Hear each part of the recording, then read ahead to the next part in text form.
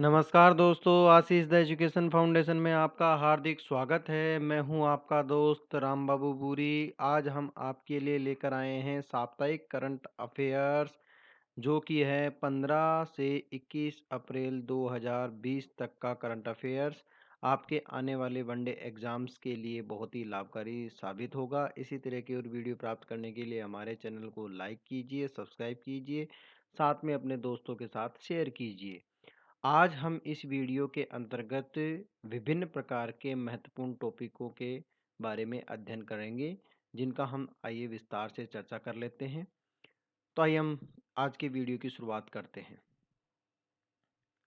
सबसे पहले हम बात करेंगे इस वीडियो में विभिन्न परीक्षाओं की दृष्टि से महत्वपूर्ण खबरों की चर्चा करने वाले बिंदुओं के बारे में बात कर लेते हैं।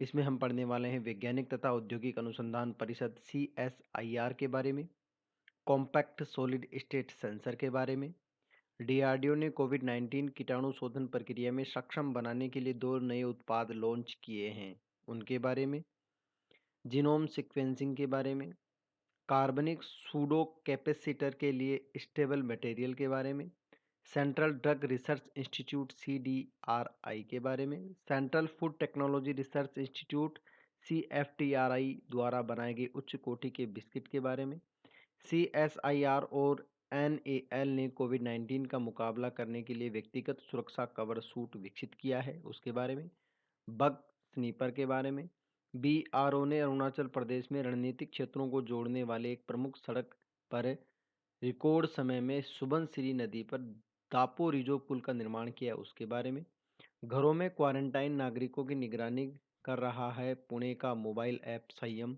इसके बारे में चर्चा करेंगे। माई लैब डिस्कवरी सॉल्यूशन कंपनी भी चर्चा में रही है, उसके बारे में हम अध्ययन करेंगे। तो विभिन्न प्रकार के बिंदुओं की हम चर्चा करने वाले हैं।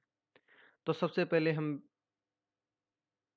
बात करेंगे वैज्ञानिक तथा औद्योगिक अनुसंधान परिषद CSIR। वैज्ञानिक तथा औद्योगिक अनुसंधान परिषद CSIR की हैदराबाद स्थित प्रयोगशाला कोशिकीय एवं आणविक जीव विज्ञान केंद्र CCMB में भी अब कोविड-19 से संबंधित परीक्षण किट की वैधता का परीक्षण एवं प्रमाणीकरण हो सकेगा।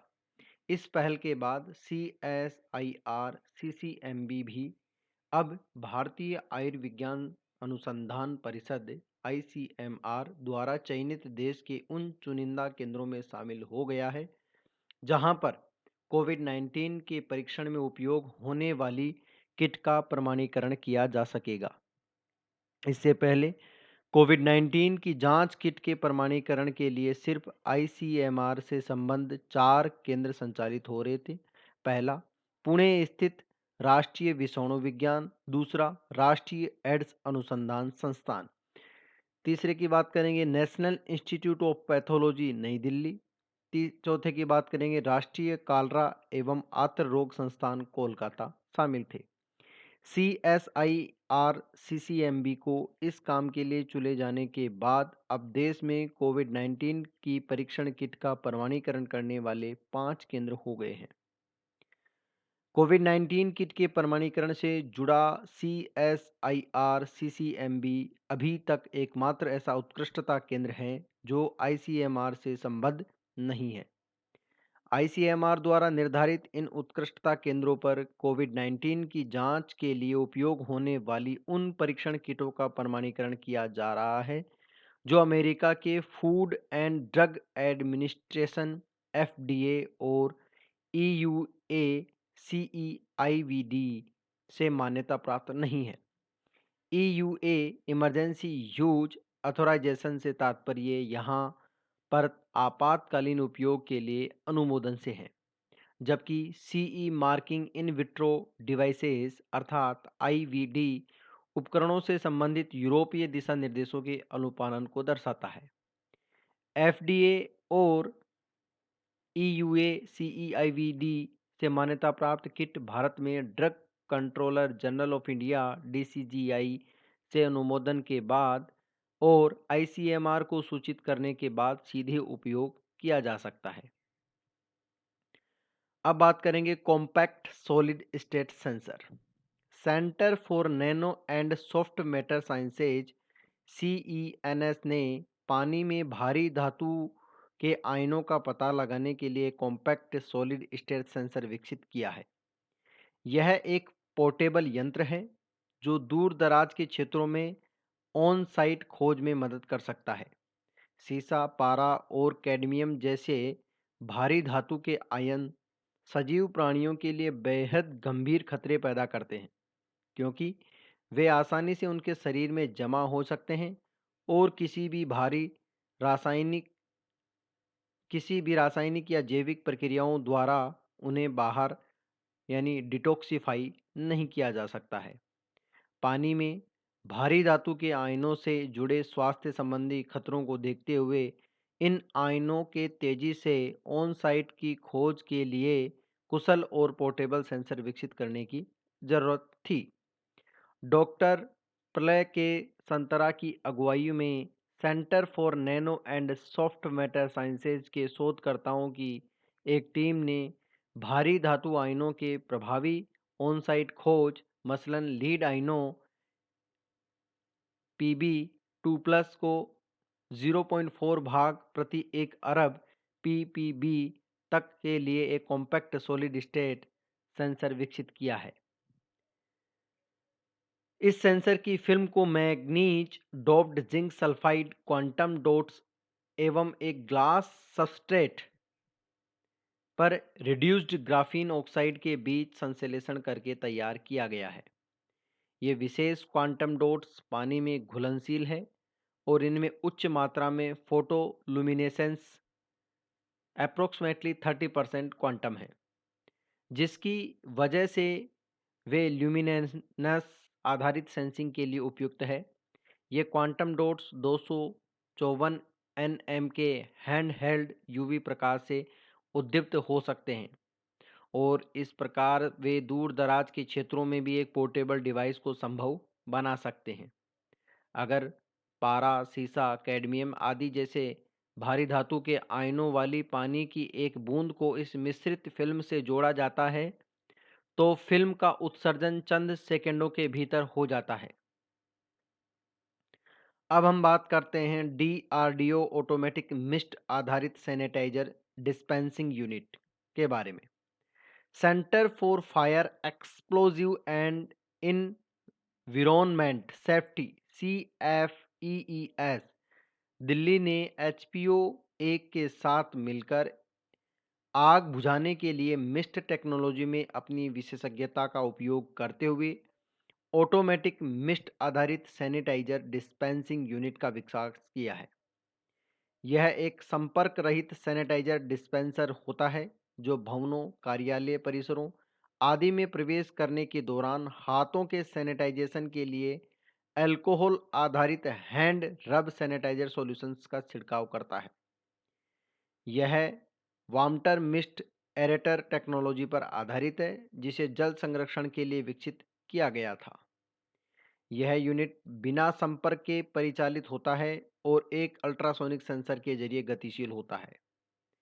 निम्न प्रवाह दर के साथ एक सिंगल फ्लूइड नोजल का उपयोग हैंड रब सैनिटाइजर्स को डिस्पेंस करने के लिए एरेटेड मिस्ट को जनरेट करने के लिए किया जाता है। यह न्यूनतम बर्बादी के साथ हाथों को सैनिटाइज कर देता है। एटोमाइजर का उपयोग करते हुए एक परिचालन में 12 सेकंड के लिए केवल 5 से 6 ml सैनिटाइजर का उपयोग किया जाता है और यह दोनों हथेलियों के ऊपर फुल कोन स्प्रे देता है, जिससे कि हाथों का कीटाणु शोधन परिचालन पूरा हो जाता है। यह एक बहुत कॉम्पैक्ट यूनिट है और बल्क फिल ऑप्शन इसे किफ़ायती और दीर्घकालिक समय तक चलने वाला उत्पाद बना देता है। इस सिस्टम को किसी प्लेटफॉर्म पर या वॉल माउंटेबल के रूप में स्थापित या संस्थापित करना आसान है। परिचालन के एक संकेत के रूप में एक LED स्प्रे को प्रकाशित करता है। इस यूनिट का निर्माण messrs Riot labs private limited Noida की सहायता से किया गया है और एक यूनिट DRDO भवन में संस्थापित भी की गई है। यूनिट का उपयोग अस्पतालों, मॉल्स, कार्यालय भवनों, आवासीय भवनों, हवाई अड्डों, मेट्रो स्टेशनों, रेलवे स्टेशनों, बस स्टेशनों एवं महत्वपूर्ण प्रतिष्ठानों के प्रवेश एवं निकास पर हाथों के सैनिटाइजेशन के लिए किया जा सकता है। इस उत्पाद के आइसोलेशन एवं क्वारंटाइन केंद्रों के प्रवेश एवं निकास पर भी काफ़ी उपयोगी होने की उम्मीद है। ये इस प्रकार का एक सैनिटाइजेशन बनाया गया है जो सैनिटाइजर है, डिस्पेंसर है। ये कॉन्टैक्ट लेस सैनिटाइजर डिस्पेंसर है एक तरीके का।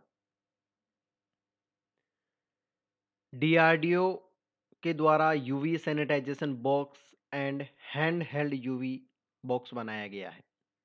Device defence institute of physiology and allied sciences DIPAS एवं institute of nuclear medicine and allied sciences INMAS Delhi में डीआरडीओ प्रयोगशालाओं ने अल्ट्रावायलेट सी लाइट आधारित सैनिटाइजेशन बॉक्स एवं hand held UVC wavelength 254 nanometre के साथ अल्ट्रावायलेट लाइट डिवाइस की स्थापना एवं डिजाइन व विकास किया गया है। यूवीसी एक छोटा लाइट के अधिक एनर्जेटिक वेवलेंथ से बना होता है। यह विशेष रूप से कोविड-19 में जेनेटिक मटेरियल को नष्ट करने में अच्छा होता है। रेडिएशन स्ट्रक्चर RNA को बिगाड़ देता है जो वायरल पार्टिकल्स को अपनी ओर अधिक प्रतियां बनाने से रोकता है। यूवीसी माइक्रोब्स को तेजी से मार डालता है। यूवीसी लाइट तैनात करने के द्वारा मदों का सैनिटाइजेशन कीटाणु शोधन के लिए प्रयुक्त रसायनों के हानिकारक प्रभावों से रोकता है। यह पर्यावरण के अनुकूल होता है और संपर्क रहित प्रभावी सैनिटाइजेशन प्रणाली है। इस प्रकार का आपको ये देखने को मिलेगा UV sanitisation box. UVC box की design mobile phone, tablet, purse, currency, office, file के कवर आदि जैसे व्यक्तिगत सामानों के कीटाणु शोधन के लिए तैयार की गई है। कोविड-19 वायरस 100 MJCM पावर 2 के यूवी डोज के साथ एक बॉक्स में 1 मिनट के लिए समान दूरी पर रखे गए यूवीसी लैंपों के उपयोग के द्वारा डीएक्टिवेट किए जाएंगे। सैनिटाइजेशन बॉक्स में प्रयुक्त यूवी लैंप 185 nm भी उत्सर्जित करते हैं जो ओजोन का निर्माण करते हैं और बॉक्स में रखे गए वस्तुओं की सतहों पर अनपेक्षित क्षेत्र की देखभाल करने में सक्षम है। 8 वाट यूवीसी लैंप वाले हाथ में रखे जाने वाले डिवाइस कुर्सियों, फाइलों, डाक से भेजी जाने वाली वस्तुओं एवं 2 इंच से कम दूरी पर रखे गए 100 MJCM पावर 2 इरेडियंस पर 45 सेकंड के एक्सपोजर के साथ फूड पैकेटों जैसे कार्यालय एवं घरेलू वस्तुओं का कीटाणु शोधन कर देते हैं। यह उपाय कार्यालय एवं सार्वजनिक वातावरण जिसकी सभी स्थितियों में कार्य करने की आवश्यकता होती है में कोरोना वायरस के संचरण को कम कर सकता है। ये इस प्रकार का आपको एक यूवीसी लैंप दिखाई देगा। अब बात करते हैं हम जीनोम सीक्वेंसिंग। कोशिकीय एवं आणविक जीव विज्ञान केंद्र CCMB और जीनोमिक एवं समेकित जीव विज्ञान संस्थान IGIB के बाद वैज्ञानिक तथा औद्योगिक अनुसंधान परिषद CSIR की एक और प्रयोगशाला में नए कोरोना वायरस के संपूर्ण जीनोम अनुक्रमण अर्थात जीनोम सीक्वेंसिंग का कार्य शुरू किया जा रहा है। चंडीगढ़ स्थित CSIR सूक्ष्मजीव प्रौद्योगिकी संस्थान अर्थात इमटेक ने भी कोविड-19 की चुनौती से निपटने के लिए महत्वपूर्ण पहल करते हुए नए कोरोना वायरस का संपूर्ण जीनोम अनुक्रमण शुरू कर दिया है। इमटेक के निदेशक डॉक्टर संजीव खोसला ने कहा है कि इस अनुक्रमण से प्राप्त जीनोमिक संसाधन कोविड-19 के लिए जरूरी निदान और दवाओं के लक्ष्यों की पहचान करने में कारगर हो सकते हैं।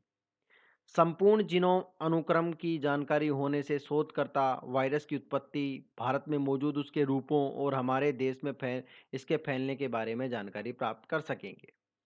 संपूर्ण जीनोम अनुक्रमण किसी जीव के जीनोम के पूर्ण डीएनए अनुक्रमण को निर्धारित करने के लिए उपयोगी की जाने वाली एक विधि है। CSIR एमटेक को सूक्ष्म जीव और जीनोमिक अनुसंधान में विशेषज्ञता के लिए भी जाना जाता है। यह संस्थान नैदानिक नमूनों से पृथक किए गए SARS-CoV-2 RNA जीनोम का अनुक्रमण करेगा। वर्ष 1984 में स्थापित CSIR एमटेक सूक्ष्म जीव विज्ञान में एक प्रमुख राष्ट्रीय स्तरीय उत्कृष्टता का केंद्र है।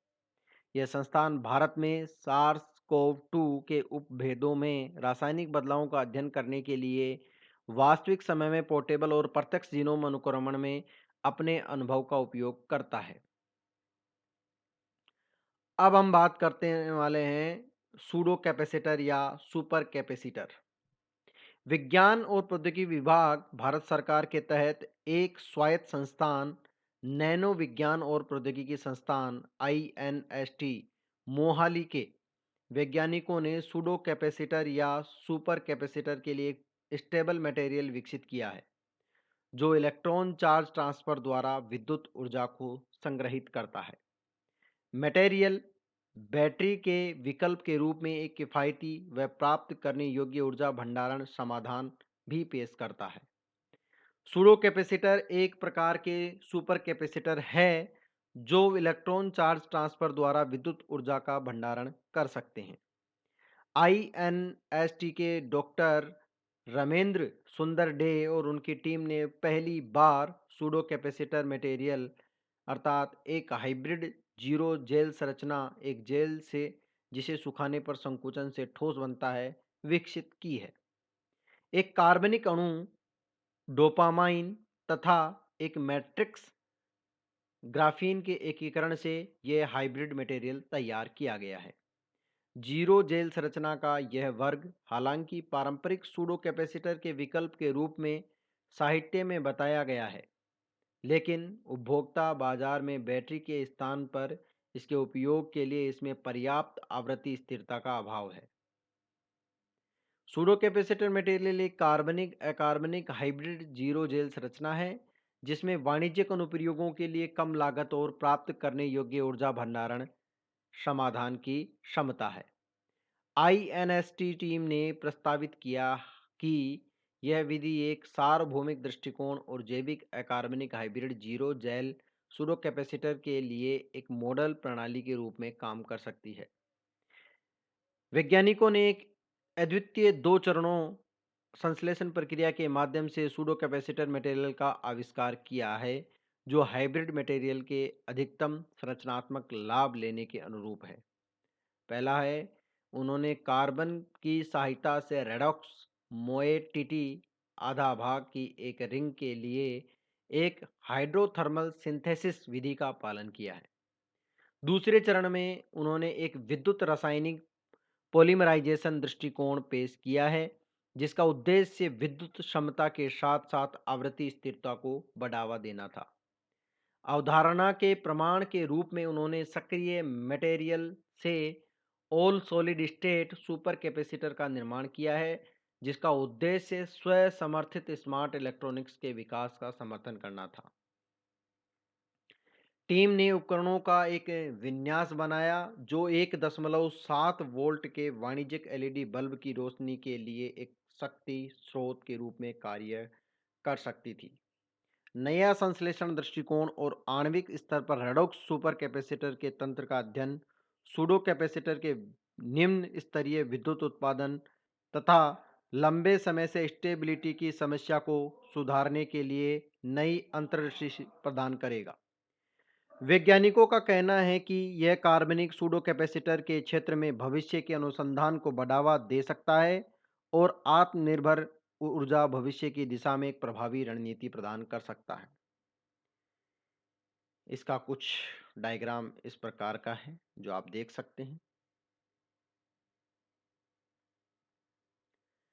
अब बात करेंगे हम central drug research institute CDRI, council of scientific and industrial research CSIR के अंतर्गत कार्यरत 38 प्रयोगशालाओं में शामिल central drug research institute CDRI को दवाओं पर उसके शोध एवं विकास पर आधारित कार्य के लिए जाना जाता है। लखनऊ स्थित सीएसआईआर सीडीआरआई की कुछ परीक्षण सुविधाओं को उत्कृष्ट वैज्ञानिक पद्धति का पालन करने के लिए गुड लेबोरेटरी प्रैक्टिस जीएलपी प्रमाण पत्र दिया गया है। विज्ञान और प्रौद्योगिकी विभाग अर्थात डीएसटी के अंतर्गत कार्यरत राष्ट्रीय उत्तम प्रयोगशाला पद्धति जीएलपी गुड लेबोरेटरी प्रैक्टिस अनुपालन निगरानी प्राधिकरण एनजीसीएमए द्वारा उत्कृष्ट मानक वैज्ञानिक पद्धति पर अमल करने वाले वैज्ञानिक परीक्षण सुविधा केंद्रों को यह प्रमाण पत्र दिया जाता है। जीएलपी मापदंडों पर खरा उतरने वाले परीक्षण केंद्र के रूप में सीएसआईआर सीडीआरआई के वैश्विक स्वीकार्यता बढ़ सकती है। इस प्रमाण पत्र के मिलने के बाद संस्थान द्वारा औषधि अनुसंधान एवं विकास के लिए तैयार किए गए उत्पाद एवं रिसर्च डेटा की स्वीकार्यता संयुक्त राज्य अमेरिका सहित आर्थिक सहयोग और विकास संगठन ओईसीडी में शामिल सभी देशों में बढ़ सकती है। सीएसआईआर सीडीआरआई वर्ष 2017 से acute toxicity and safety pharmacology के लिए एक जीएलपी प्रमाणित परीक्षण सुविधा केंद्र के रूप में कार्य कर रहा है।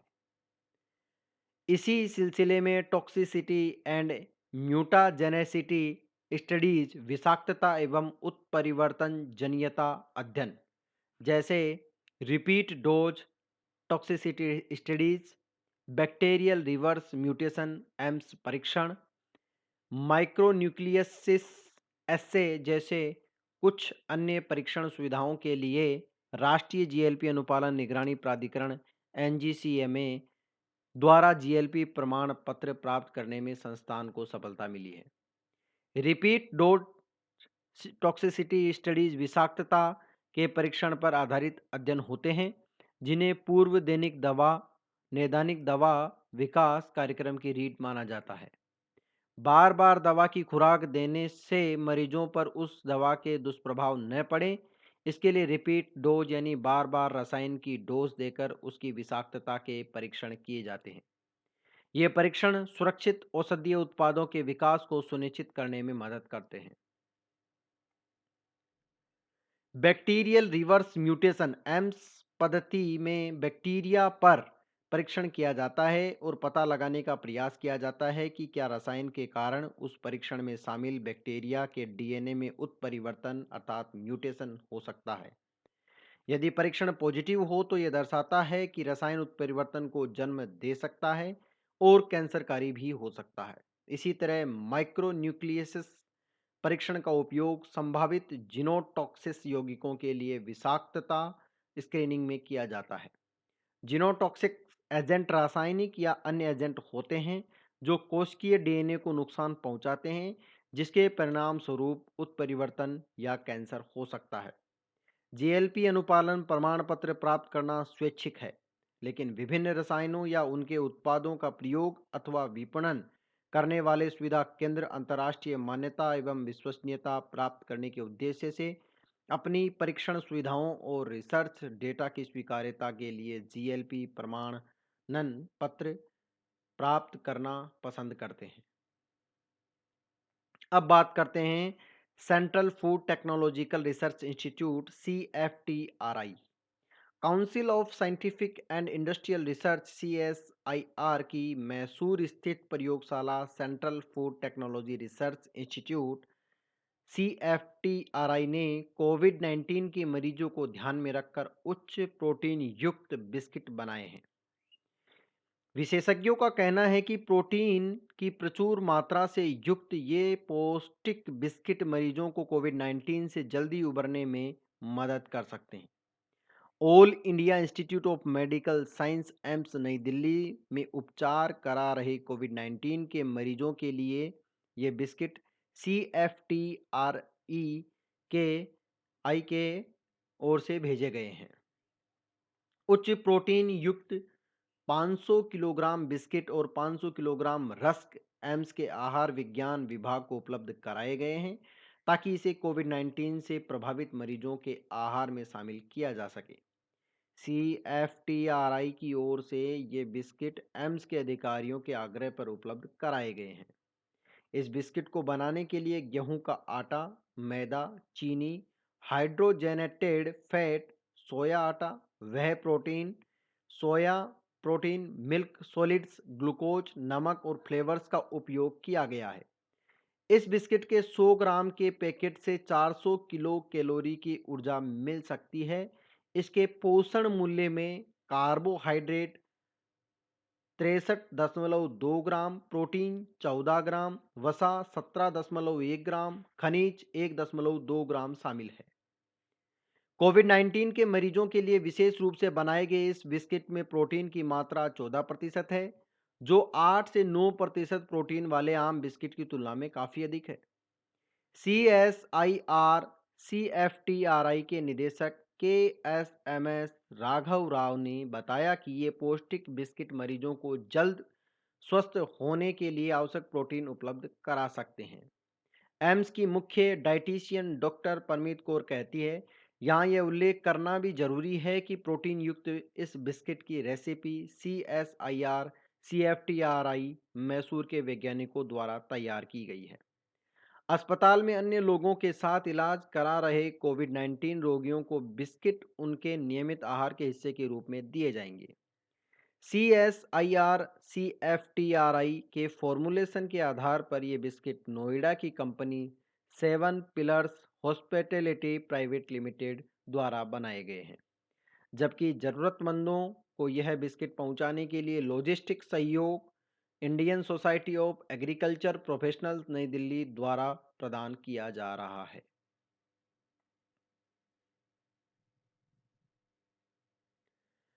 अब हम बात करते हैं व्यक्तिगत सुरक्षा cover suit, personal protective cover all suit.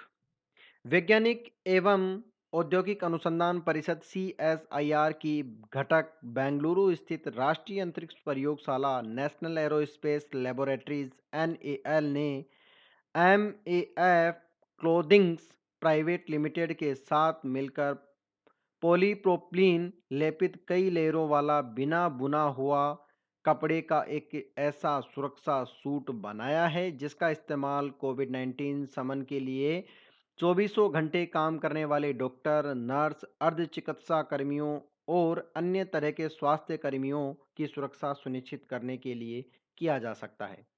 इन सूटों को कोयम्बटूर के दक्षिण भारत कपड़ा अनुसंधान संघ SITRA के प्रयोगशाला में कड़े परीक्षण के बाद उपयोग के योग्य माना गया है।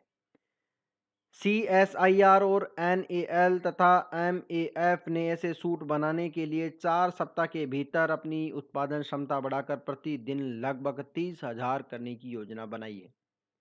CSIR NAL के निदेशक श्री जितेंद्र जाधव ने कहा है कि इन सूटों का मुख्य लाभ यह है कि वे अन्य निर्माताओं द्वारा बनाए गए सूटों की तुलना में कीमत के हिसाब से काफ़ी प्रतिस्पर्धी है और इनमें किसी प्रकार की आयातित सामग्री का इस्तेमाल नहीं किया गया है।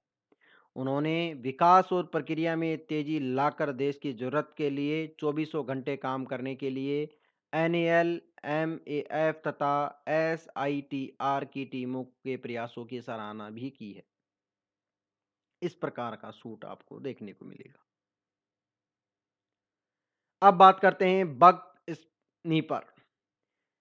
विज्ञान और प्रौद्योगिकी विभाग भारत सरकार के तहत एक स्वायत्त संस्थान के अग्राहकर अनुसंधान संस्थान ARI पुणे के अनुसंधानकर्ताओं ने बैक्टीरिया का तेजी से पता लगाने के लिए एक संवेदनशील और किफ़ायती सेंसर विकसित किया है।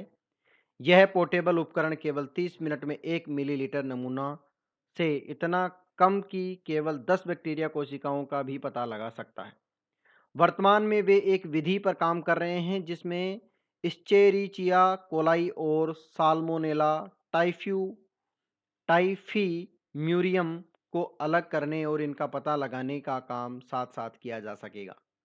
प्रमुख अनुसंधानकर्ता डॉक्टर धनंजय बोडास और ARI की उनकी टीम ने इसे बग स्नीपर कहा है, जो एक बायोसेंसर है। यह बैक्टीरिया की उपस्थिति का पता लगाने के लिए सिंथेटिक पेप्टाइड्स, चुंबकीय नैनोपार्टिकल्स और क्वांटम डॉट्स का उपयोग करता है। यह एक किफ़ायती है और कम समय में जल और खाद्य जनित रोगाणुओं की जांच का प्रभावी तरीका प्रदान करता है।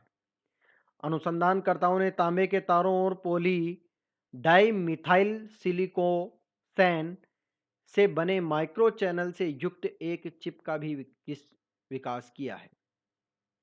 रोगाणुओं का पता लगाने के लिए विभिन्न पारंपरिक तकनीकें कम संवेदनशील है और कोशिकाओं की कम संख्या पता नहीं लगा सकती है। इसके अलावा पारंपरिक तरीके में समय तथा मेहनत अधिक लगती है।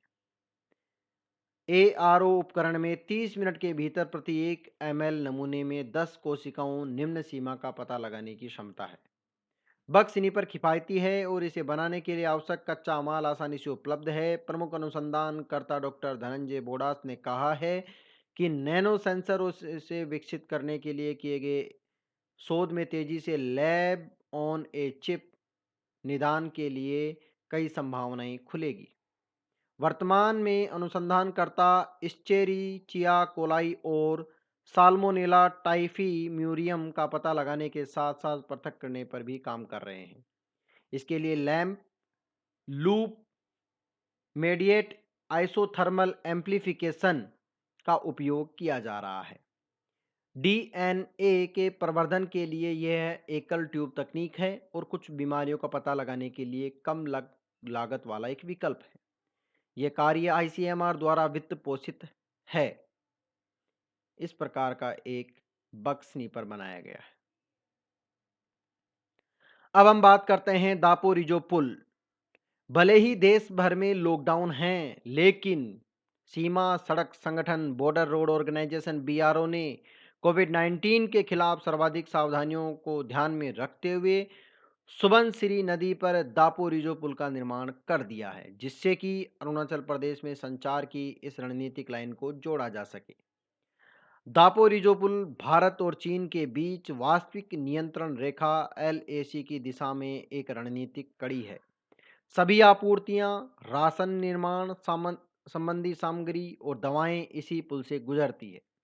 पुराने पुल में दरार आ गई थी, जिसकी वजह से 26 जुलाई 1992 जैसी बड़ी दुर्घटना हो सकती थी, जब एक यात्री बस पुल से नदी में गिर गई थी और उसमें किसी की भी जान नहीं बची थी। DGBR एवं CE अनुनांक के सहयोग से रक्षा मंत्रालय और अरुणाचल प्रदेश से इसे शीघ्रता से मंजूरी मिल गई। यहाँ पर यह उद्घाटन किया गया है 20 अप्रैल 2020 को। कोविड-19 से संबंधित सभी सावधानियों का अनुपालन करते हुए रिकॉर्ड समय में इस कठिन और खतरनाक कार्य को पूरा किया गया है। पुल के निर्माण का कार्य 23 BRTF द्वारा 17 मार्च 2020 को आरंभ किया गया था। आखिरकार 27 दिनों के बाद 14 अप्रैल 2020 को पुल को सफलतापूर्वक और सुरक्षित तरीके से पूरी तरह तैयार कर दिया गया है। इसे सफलतापूर्वक क्लास 24 टन से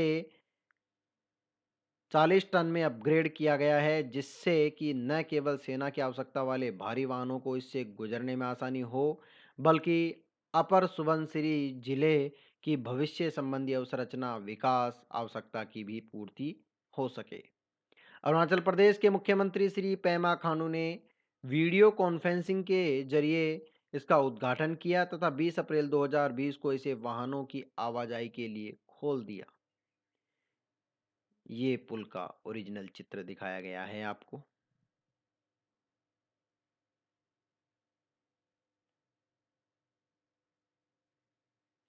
अब बात करते हैं संयम। घरों में क्वारंटाइन नागरिकों की प्रभावी निगरानी और वास्तव में वे घर पर रुके हुए हैं या नहीं, यह सुनिश्चित करने के लिए स्मार्ट सिटी मिशन SCM के अंतर्गत आने वाले पुणे नगर निगम ने संयम नाम से एक मोबाइल एप्लीकेशन विकसित की है। शहरी प्रशासन ने घरों में क्वारंटाइन नागरिकों की निगरानी के लिए तकनीक समाधानों के द्वारा कई प्रशासनिक कदम भी उठाए हैं। शहरी प्रशासन ने दैनिक आधार पर घरों में क्वारंटाइन लोगों की निगरानी के लिए 5 क्षेत्रों के लिए समर्पित टीमों को नियुक्त किया है। ये टीम अंतर्राष्ट्रीय यात्राओं से हाल में लौटने वाले और कोविड-19 के उपचार के बाद डिस्चार्ज होने वाले लोगों की दैनिक आधार पर जांच करता है। इस क्रम में ये टीम क्वारंटाइन लोगों को उनके स्वास्थ्य की स्थिति और उनसे संपर्क में आए लोगों का ब्यौरा हासिल करेगी। होम क्वारंटाइन स्टैंप लगे लोगों के लिए टीम जांच करेगी कि क्या उन्हें अलग खाना, बिस्तर, बर्तन, कपड़े और वॉशरूम उपलब्ध कराए गए हैं या नहीं। ये संयम एप्लीकेशन, वेब एप्लीकेशन जो मोबाइल एप्लीकेशन है, इसका इंटरफेस कुछ इस प्रकार का है, जो आप देख सकते हैं। टीम जांच करेगी कि होम क्वारंटाइन में मौजूद लोगों ने संयम मोबाइल एप्लीकेशन डाउनलोड किया है या नहीं।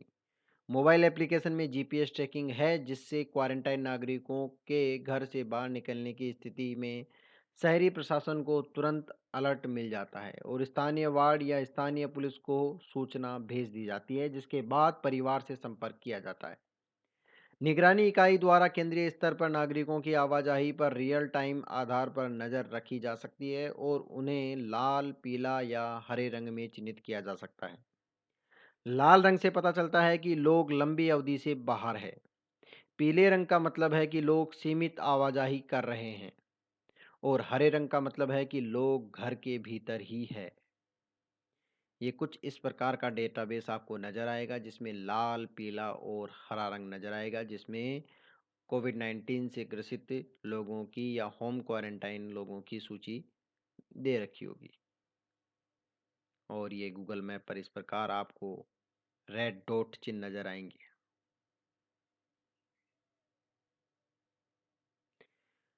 अब बात करते हैं माई लैब डिस्कवरी सॉल्यूशंस। प्रौद्योगिकी विकास बोर्ड अर्थात टीडीबी विज्ञान एवं प्रौद्योगिकी विभाग डीएसटी की एक वैधानिक संस्था है, जिसने उनके द्वारा विकसित किए गए कोविड-19 नैदानिक किट के उत्पादन को बढ़ावा देने के लिए my lab discovery solutions Pune को वित्तीय सहायता की मंजूरी प्रदान की है। Mylab discovery solutions real time PCR आधारित आणविक नैदानिक किट विकसित करने वाली पहली स्वदेशी कंपनी है, जो फ्लू जैसे लक्षण प्रदर्शित करने वाले लोगों के नमूनों से कोविड-19 की खोज और परीक्षण करती है। टीडीबी के समर्थन से सुविधा केंद्र में वर्तमान मैनुअल प्रक्रिया को ऑटोमेशन में तब्दील करके किट के उत्पादन में तेजी लाया जाएगा, जिससे इसकी क्षमता वर्तमान में प्रतिदिन 30,000 परीक्षण से बढ़कर 1 लाख परीक्षण प्रतिदिन हो जाएगी। कंपनी अगले कुछ महीनों में ऑटोमेशन पूरा कर लेगी, इस बात की हमें उम्मीद है। इस किट को आईसीएमआर और सीडीएससीओ ने मंजूरी प्रदान कर दी है। राष्ट्रीय आपातकाल को देखते हुए किट का इस्तेमाल बहुत कम समय में शुरू कर दिया जाएगा। यहाँ पर देखिए माइल लैब डिस्कवरी सॉल्यूशन के द्वारा बनाया गया पैथो डिटेक्ट, और ये नीचे माई लैब डिस्कवरी सॉल्यूशन पुणे की एक team. Ashish the education foundation में आपका मैं बहुत बहुत धन्यवाद करता हूँ। इसी तरह की और वीडियो प्राप्त करने के लिए हमारे चैनल को लाइक कीजिए, सब्सक्राइब कीजिए, साथ में अपने दोस्तों के साथ शेयर कीजिए और साथ में बेल आइकन को प्रेस कीजिए, ताकि आने वाली वीडियो का नोटिफिकेशन आपको तुरंत मिल सके। एक बार फिर से मैं वीडियो देखने के लिए आपका तहे दिल से धन्यवाद करता हूँ।